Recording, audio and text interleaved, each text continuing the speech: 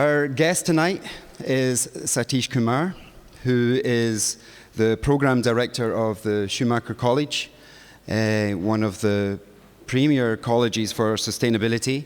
If you look at Resurgence magazine, you'll always see the Schumacher College itinerary at the back and very, very top quality speakers. Satish has also been the editor of Resurgence magazine, which is one of my favourites and one of our bestsellers here at Cultivate and down at the Dublin Food Co-op. We have some back issues in our stall here. So please support Resurgence. You can also subscribe. I think there's some subscription forms. Satish's books, You Are Therefore I Am, A Declaration of Dependence, and No Destination, an Autobiography, are available in Alan's stall, and Satish will autograph or sign them at the end. So I'd just like to thank for this evening's lecture Schumacher Ireland and the support of Gordon Campbell. This is, I think, our third or fourth Schumacher lecture in our Convergence Festival, so it's become one of the staples. And I think with the attendances we're getting now, it's a delight to see people coming out for this sort of thing. So, without any more from me, ladies and gentlemen, the Sultan of Slow, Satish Kumar.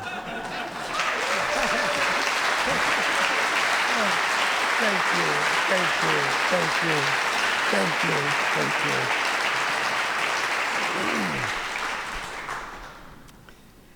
Thank you very much, Davy, for such warm welcome. And also thank you, Gordon, and other colleagues of Schumacher Ireland for organizing these Schumacher lectures in Dublin and giving me the honor and pleasure and privilege of giving this Schumacher lecture here in Dublin. And it's amazingly great privilege because this year, on the 30th of October, I will be giving Schumacher lecture in Bristol as well. So 2 in 1 year. So that is great pleasure. But also great pleasure to be in Ireland, in Dublin and in Ireland. And today, my host and friend Gordon took me over the mountains, beautiful, magical mountains, and then in the county Wicklow, and we were walking along the lake there where one of our friends lives, and it was such a wonderful spirit there, such inspiring place, such a magical place that I was absolutely spellbound there. I was lost completely in those beautiful valleys.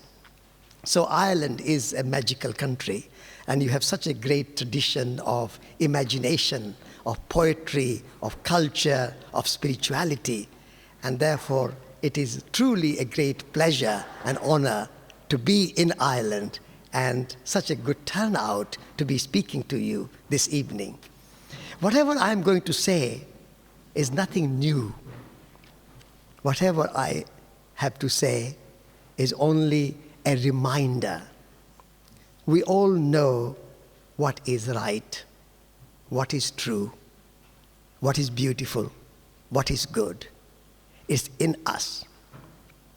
And that is good, that it is in every one of us. What is coming from inside out is the right thing.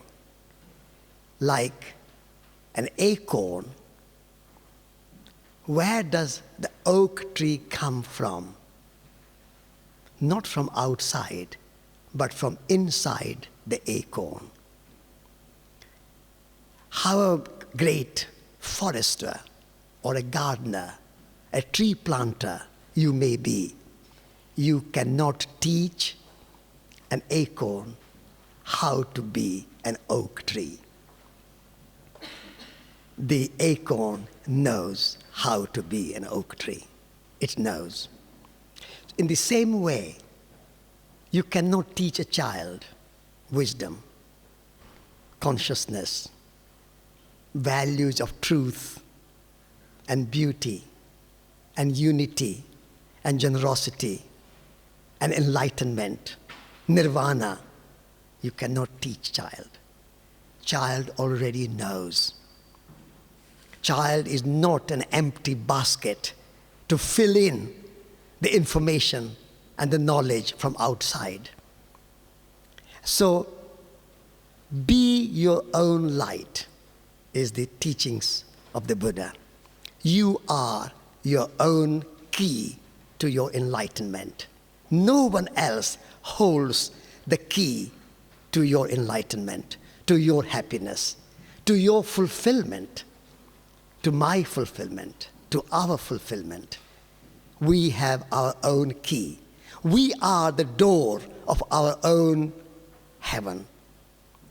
And so, whatever I say is nothing new. You know it.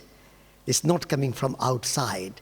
I'm only here as an excuse, a reminder, just to get together and remember.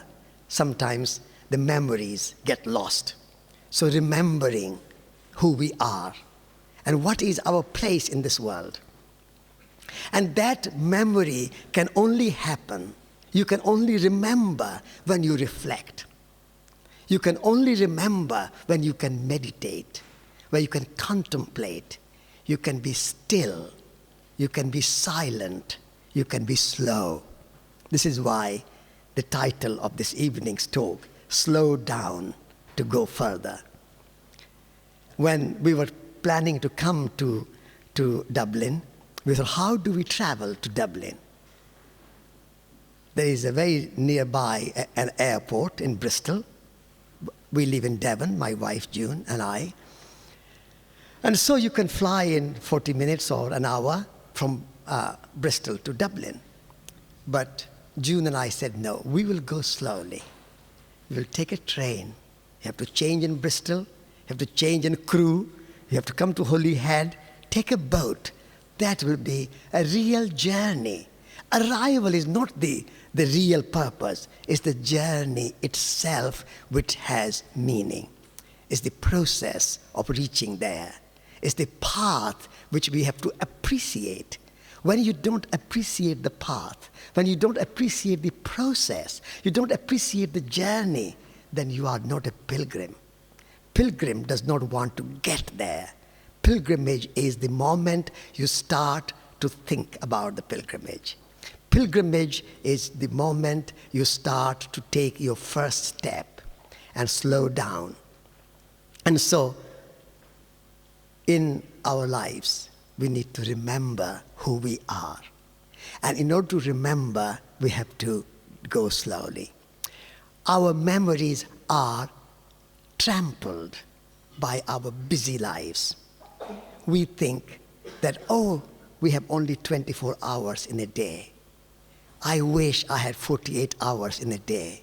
I wish I had more time. This idea that we don't have time, there's a lack of time, the time is running out, is something we have created in our own illusion. When we have fragmented time in minutes and hours and days, and in our consciousness. I was brought up by my very generous and wonderful mother. And my mother was a farmer. She made butter, and she made lovely food, and she milked the cows, and she gardened and grew food. And when in Rajasthan we have only one monsoon, so the growing season is very short, it's very hot climate. So when there is no farming and growing season, then my mother would stitch and embroider with mirror work on the shawls and skirts and blouses. She will make beautiful embroidery. And I remember one conversation between my mother and my sister. One day, my mother had made a beautiful shawl, which took a long time, and gave it to my sister. And my sister said, "Mother, thank you, such a beautiful shawl. Wow, what colors, what mirrors, what beautiful design, what beautiful images on it. Little peacocks and birds and so on." So Then, after a little while, she said, "Mother, it's too beautiful to put on the body, on myself. I want to put it on the wall so that everybody who come to the house can see it and admire it." And my mother said, "No, no, no. I don't want to see it on the wall. I made it for you. I want you to wear it." The moment you start to put beautiful things on the walls, you start to put ugly things on your bodies. And so, wear it. And if it is worn out, what's wrong? I'm going to make another one. And you make another one. And your children learn to make another one. There is no shortage. Then, my sister said, "Mother, it took you 6 months to make this shawl. What a long time. These days, we have these wonderful machines, embroidery machines. Shall I give you a present? Buy you an embroidery machine?" My mother said, "Why? Are my hands not good enough? Have I not made this shawl sufficiently acceptable to you?"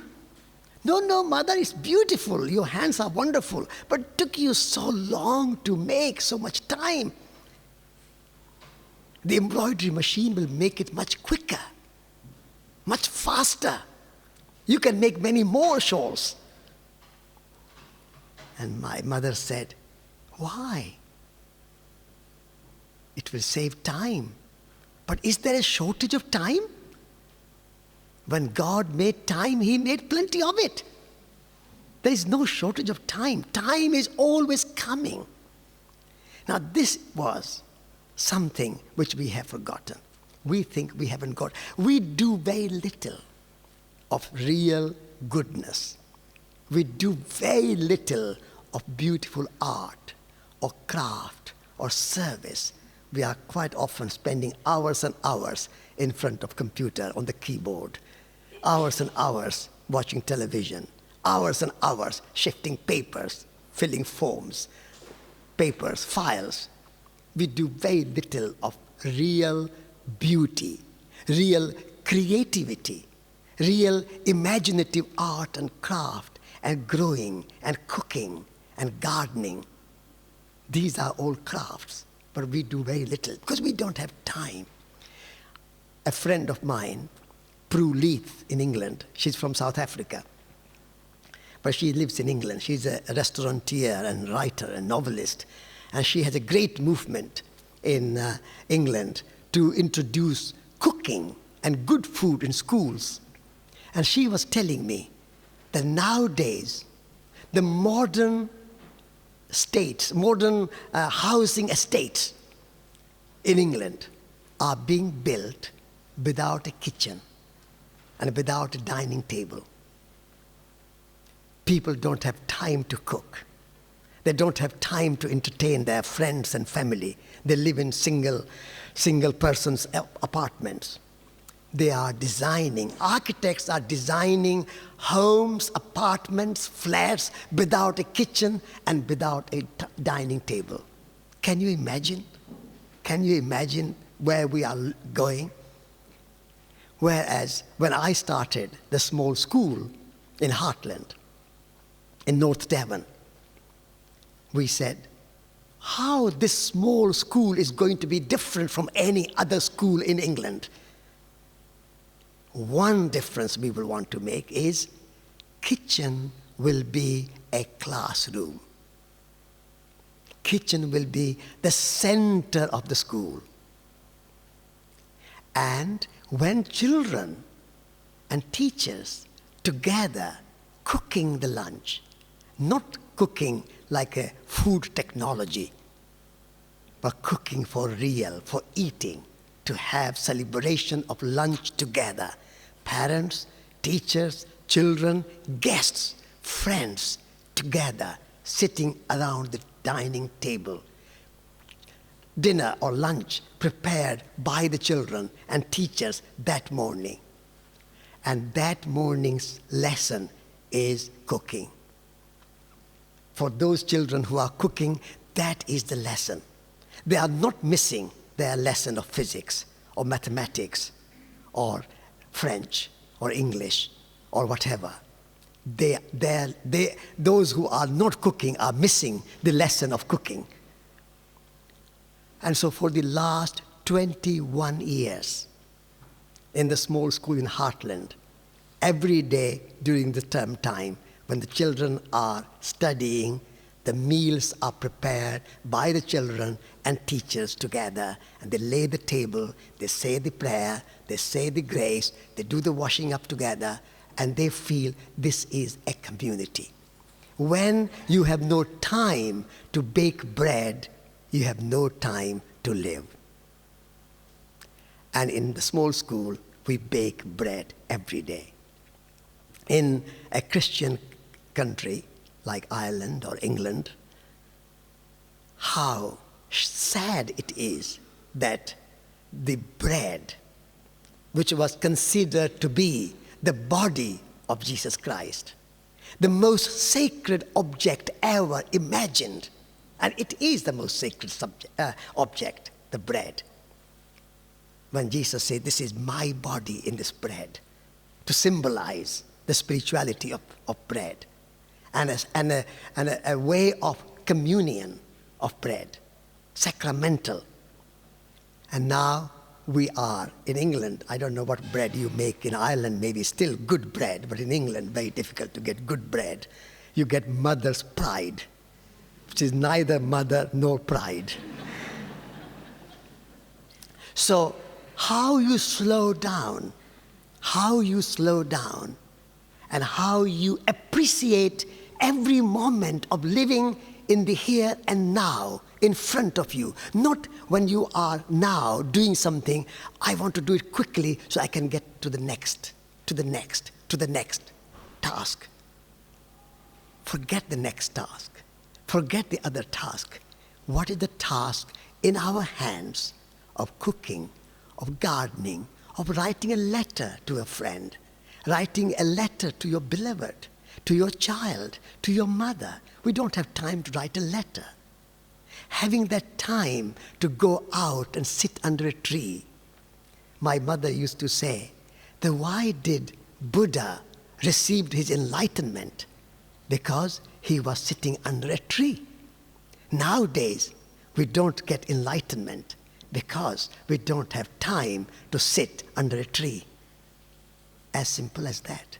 We are always rushing.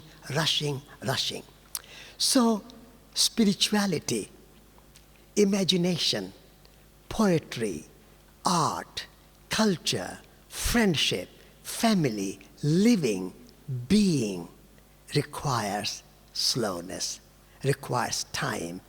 If you are a human having or a human doing, that's a different matter. But if you are a human being, then remember to be.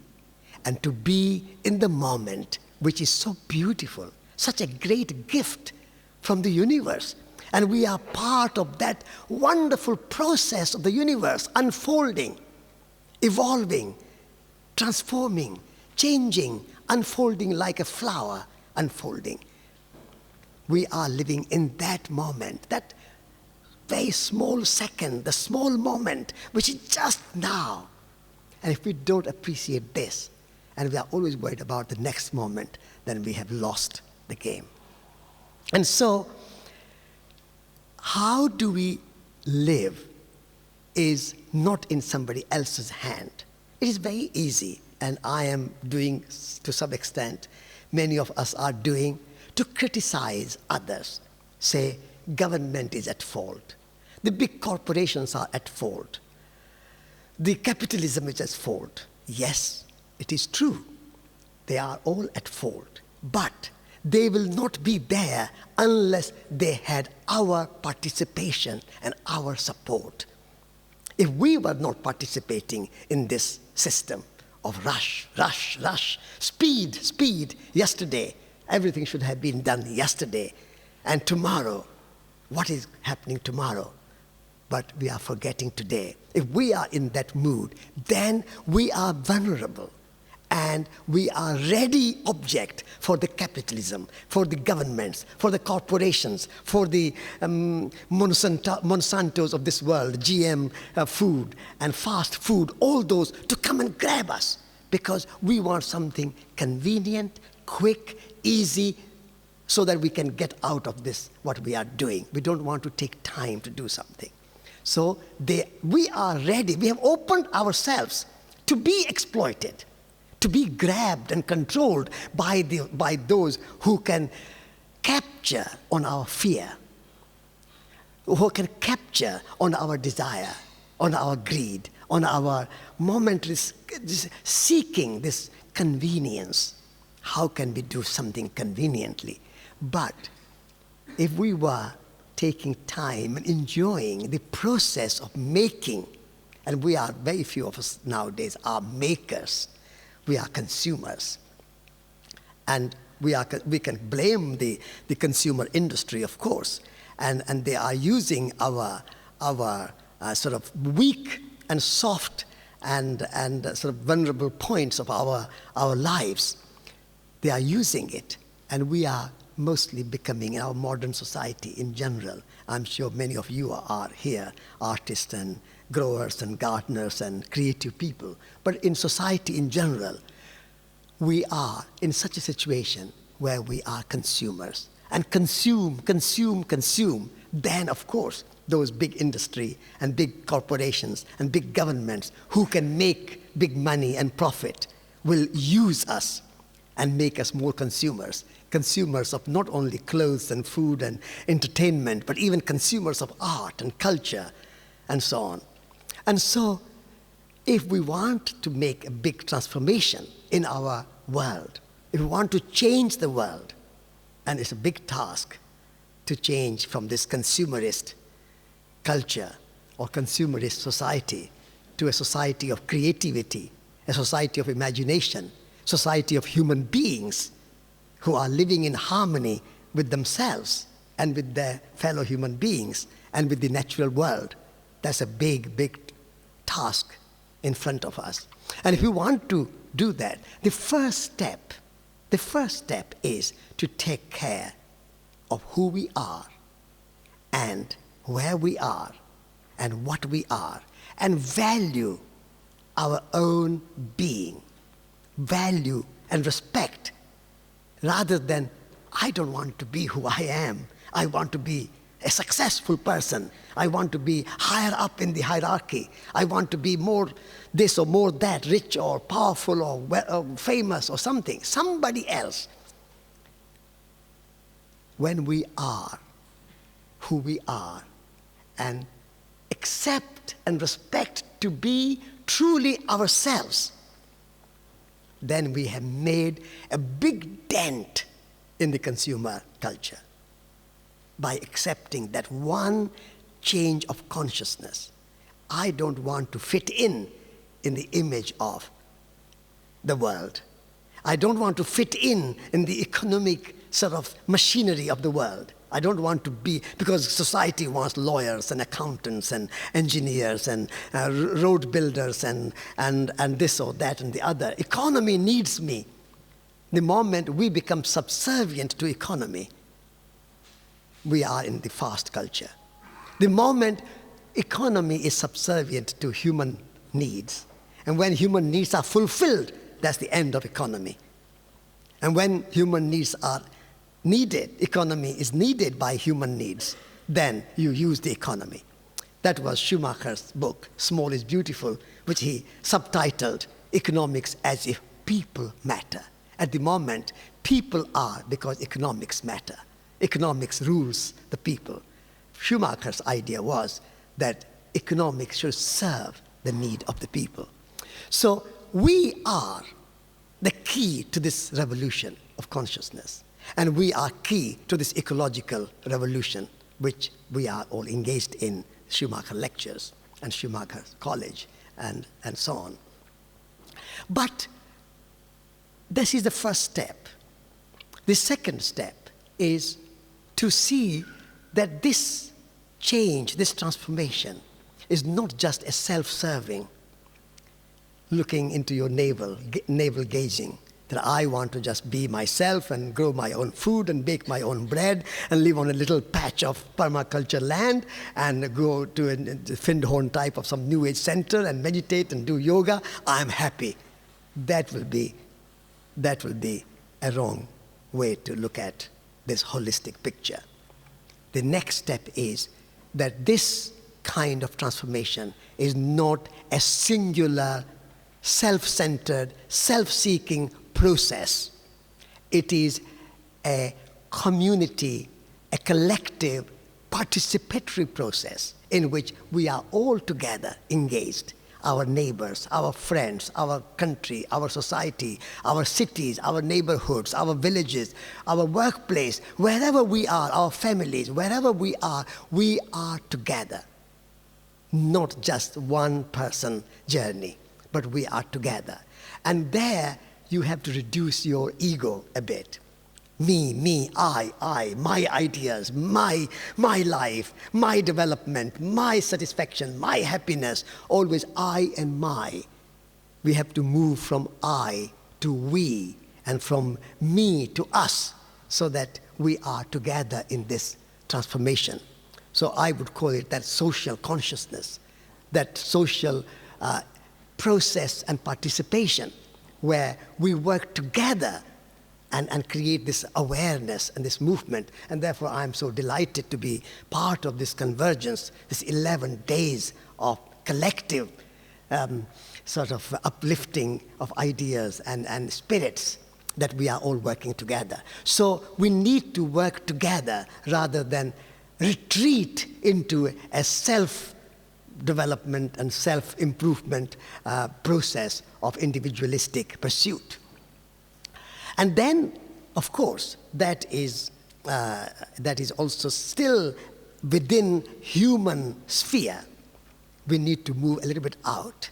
Because in our anthropocentric worldview, we have always thought that somehow human beings are very special. And the rest of the natural world is for our use. All the rivers and lakes and mountains and forests and animals, everything is for us there. We are sort of master race or master species. Maybe we have somehow got over racism, nationalism, sexism, ageism, but we have not yet quite got over the speciesism. We think human species are somehow superior, the superiority complex of human arrogance. And we can use the natural world as we like for our purpose. There is no limit to that. And we need to transform that consciousness into thinking that the natural world and human world is one life, the unity of life. This life force, we are all part of this big life force, and none superior, none inferior. Human beings are as important on this earth as flowers and lotus and lilies in the pond, and worms working under the soil, and the birds sitting on the tree. How a great gardener you may be, how a good green fingers you might have, but if the worms were not working under the soil, no food will grow. So I always say, long live the worms. Without worms, we will have no food. And so everything, all life is sacred. In the Upanishads, the great ancient wisdom of Hindu philosophy, in Upanishads says, Isha Vashyamidam Sarvam, the Sanskrit language, mantras. Isha Vashyamidam Sarvam Yatkincha Jagatyam Jagat, which says, everything on this earth, all living beings, and everything is living. A blade of grass, a worm, a butterfly, minutest of minute fungi and creatures. They are all divine and sacred. And that sacredness, that sense of the sacred in all life makes us humble and live in that humility that we have no right to consume and destroy the natural world as we think we do. As we have thought of human rights, we have to think of nature rights. We have to think of earth rights. We think of justice for the humans. Who is there to stand up for the justice for the trees and for the rivers and for the animals?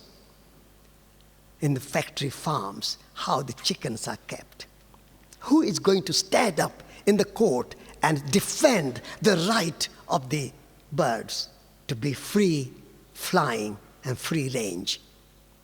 In factory farms, the pigs and the cows and the other animals are kept like slaves and imprisoned, worse than slaves. Who is going to stand up for the rights of those animals? So rights of nature, rights of the earth, rights of trees, rights of rivers. Rivers have right to remain clean and remain undammed so they can flow freely. Of course, human beings and birds and animals, they can drink the water from the river. River gives its water, its body, itself as a gift for the life to be nurtured and nourished and sustained. That is a great gift. And we receive it with gratitude. Thank you, river. You are giving us your water, your body for our nourishment. That is a kind of relationship of receiving and giving, of gift. Life is sustained by life. And therefore, we take life with gratitude and then give life with pleasure. And that is the reciprocity. That is the mutuality in which we have to exist. But that mutuality, that reciprocity has gone under this Cartesian dualistic philosophy of I think, therefore I am. You know? Cogito ergo sum. I think, therefore I am. Descartes' famous motto in which this human mind, superior to matter, and thought, and me, and I, and this individualistic separation, dualism.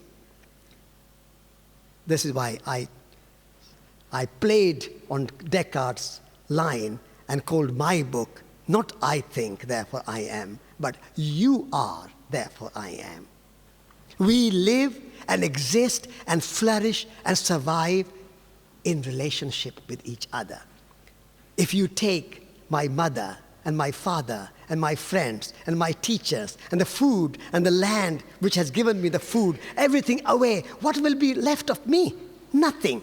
The land is, therefore I am. The trees are, therefore I am. The air I breathe, therefore I am. The water I drink, therefore I am. My existence is totally dependent on the earth and all its elements. How can I be so arrogant that they are all my slaves and I can do what I like? I exist only in my head, in my mind, in my thought, in my thinking. So we have to move from this Cartesian, dualistic, separational, fragmentary thought to a more holistic, interrelated, interdependent, interconnected. I have called a subtitle of my book is Declaration of Dependence. Not even interdependence, but dependence. Because in the Buddhist terminology, it's the dependent co-arising, where we are not saying that you depend on me, I depend on you, all right, we are equal. This is a step further of humility. Say, what happens to you? I don't mind. But my friend, I depend on you. My beloved, I depend on you, my mother. Without you, I would not be here. My guru, teacher, without your teachings, I will not know a word. I depend on you. And therefore, my humility, my surrender to you. Now, that relationship with nature is a very different kind of relationship than the relationship of arrogance, that nature is there to be taken. And you, luckily, have a beautiful country, Ireland, small population, large country, with those beautiful mountains where Gordon took me today, and those beautiful lakes and forests, still some exist. Although some denuded, as I was being told. The British and the others took lots of forests away. But still, you have a beautiful country. Treasure it. Take care of it. And it's very easy to build motorways, very easy to build highways and supermarkets, and very easy. We have a mania of building. This morning on the radio, when the interviewer was asking me, I said something provocative. I said, this idea that wealth is a good thing, high living standard is a good thing, has to be challenged. We, for too long, since the last UN conference 50 years ago, we have denigrated the word poverty. The word poverty in Christian culture and a Christian language was a very high quality word. When you became a monk, you took a vow of poverty. When St. Francis, a wealthy merchant, gave up his wealth and took a vow of poverty. The Buddha, the prince with palaces, 1,000 horses, 1,000 elephants, 1,000 servants, gave up all the wealth and took a vow of poverty. Mahatma Gandhi, a successful lawyer in his suits, came to India, gave up his suits and took a vow of poverty. Poverty was a self-accepted limit of our needs and respect for others' needs, rather than this consume, however much you have, better it is. So I said, the idea that poverty is the problem, and we have to make the entire third world, in Africa, in Asia, in China, in South America, everybody should be as wealthy as Ireland or England or America or Canada or Japan. If we want to make everybody live like the Western European citizen, we will need 5 planets. Not 1 planet, but 5 planets. We haven't got 5 planets. Although I know Americans are trying to find life on Mars and Moon and somewhere, but they say we have polluted this planet enough and it's going to get dirty, so now let's go and pollute Moon and Mars and destroy that one. But anyway, we haven't got 5 planets. We have got only 1 planet. It's a beautiful blue planet. It's the paradise on earth. This earth itself is paradise. And we need to take care of it. And in order to take care of it, we have to restore and reclaim the true original meaning of the word poverty, which was a voluntary simplicity. And live lightly, tread lightly on this earth, so that animals and plants and rivers and other human beings and Africans and Indians and Chinese and the blacks and the whites, and everybody can enjoy the beauty of the earth without destroying it. And it is possible. It is not something I'm talking about utopia. It is not something I'm talking out of the dream. It is just possible. Only our consciousness changes. Our consciousness of this speed and fast and grabbing more success. And I say that if we slow down, appreciate, we will find a sense of satisfaction, a sense of joy, which is missing in our world today. What is missing? We have cars, we have aeroplanes, we have houses, we have wardrobe full of clothes, we have 50 shoes in the house. But what is missing? A sense of satisfaction. If we slow down, and the moment you appreciate the shirt you are wearing, that one shirt which you are wearing is a beautiful shirt. And if it's handmade, it's even more beautiful. And if it is older, 2, 3, 4 years older, have been washed many times, it's even more beautiful because it becomes your friend. You want to wear the same old shirt. New shirt you don't like. It takes time to get used to a new shirt. It takes time. But old shirt and old clothes, you like them. Your old friends, your old house has a character. Your old room has a character. New hasn't got a character. Character means, the character means stretches. Stretches. And it takes time to get stretches. When you see an old house, you say, this house has a character because it has weathered. It has some scratches on it. And so it's a very small change that we need to change the world. But this small change of consciousness is a big change. We don't have to create a new world, a new society, a new paradigm. We don't have to build Taj Mahal. We don't have to build a Great Wall of China. We don't have to build palaces. We don't have to create a tunnel under the Irish Sea between Dublin and Holyhead. All those efforts are not needed. The transformation of our world from this fast, mad, crazy world into a beautiful world is just like enlightenment.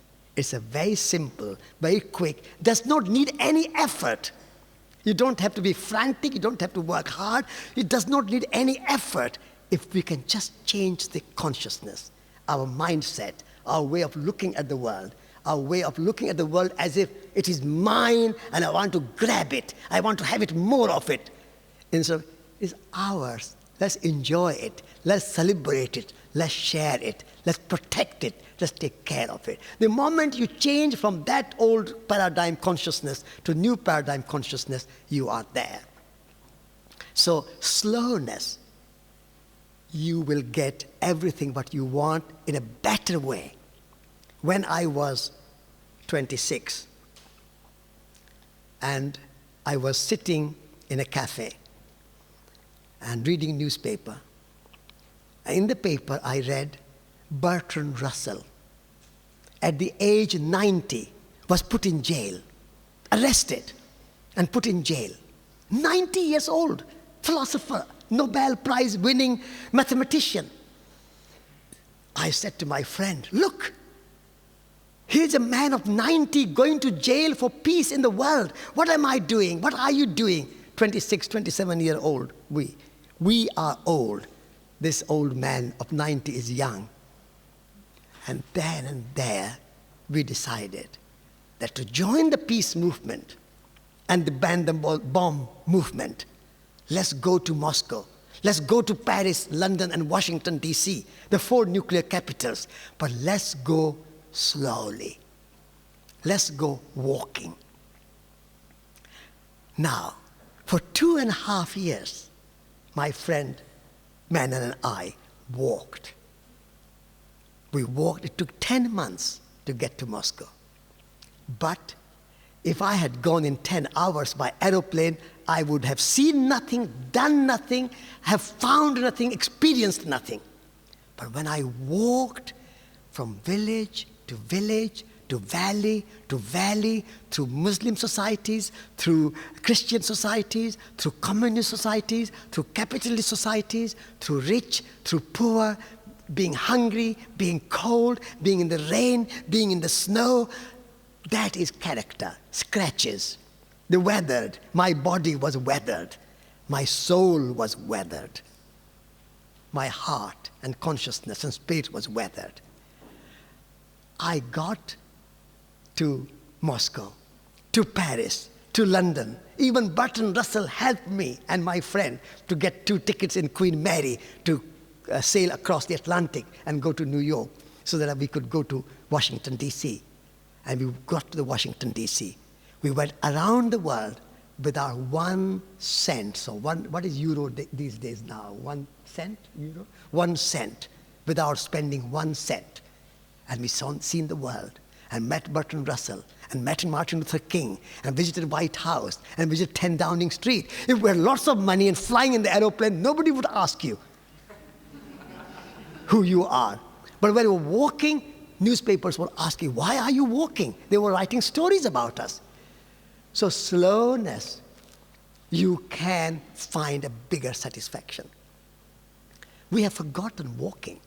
I'm glad Gordon lives in the center of town, and we have been walking all around in the town. And it's so nice. You have such beautiful park and we walk today through those beautiful flowers and blossoms and cherry blossoms and so on, walking through the Trinity College, cherry blossom. If you're always in the car, how do you see cherry blossom? Baking bread, walking. These are the ways of slowing down. Now, you might think that Satish Kumar comes from all this Hindu philosophy and Upanishads and Sanskrit and all these sort of Schumacher College and Resurgence. What he's asking is to just bake bread and go walking. Yes. Life is as simple as that. If you have no time to walk, you have no time to live. If you have no time to bake bread, you have no time to live. You have no time to sit down for half an hour in silence, meditation, contemplation, being still. You have no time for it. You have no time to live.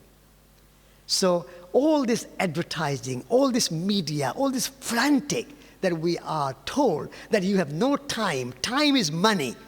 Those who are telling you time is money, I say, you keep money. Let me have my time. I don't want your money. Time is money. I'll have time, not money. So, seek not success, seek fulfillment. And fulfillment comes slowly, not fast. Thank you very much.